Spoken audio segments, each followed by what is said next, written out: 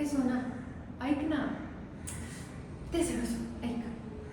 मला काय वाटतं की आपण ना असं ट्रेडिशनल पद्धतीने वगैरे लग्न नाही करूया. काहीतरी युनिक करायचं, काहीतरी मस्त.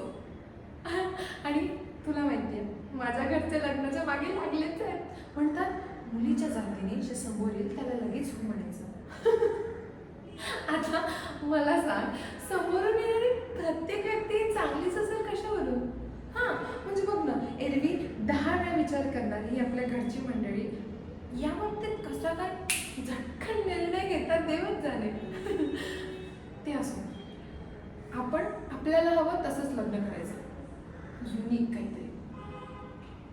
ए, डेस्टिनेशन वेडिंग करूया. हो, आपण डेस्टिनेशन वेडिंग करूया, ठरलं. बोल ना. अरे गप्प काय झालं, बोल ना.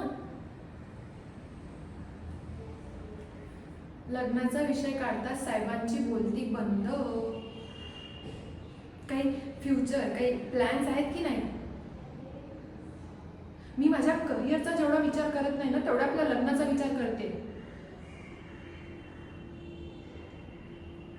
तुला माहिती आहे, मी 9th स्टँडर्डमध्ये असताना एकदा टीचरने मला विचारलेलं की बेटा रीना, आपको बड़े होके क्या करना है? तेव्हा मी मागचा पुढचा काही विचार न करता अगदी 2 सेकंदात उत्तर दिलं, टीचर मुझे शादी करनी है. तुला सांगते, अख्खा क्लास माझ्यावर हसला होता. आणि घरी आल्यावर जे महाभारत घडलं ते वेगळंच ना. संकष्टी ना एकादशी तरी अख्खा दिवस मला उपवास घडलेला. हस ना. अरे जरा तरी हस. ठरवून आलायस का की हिने काही बोलू दे आपण माठ बनून बसायचं? मग काय, कधीपासून तुला हसवायचा प्रयत्न करते, तर तुझं काहीतरी वेगळंच.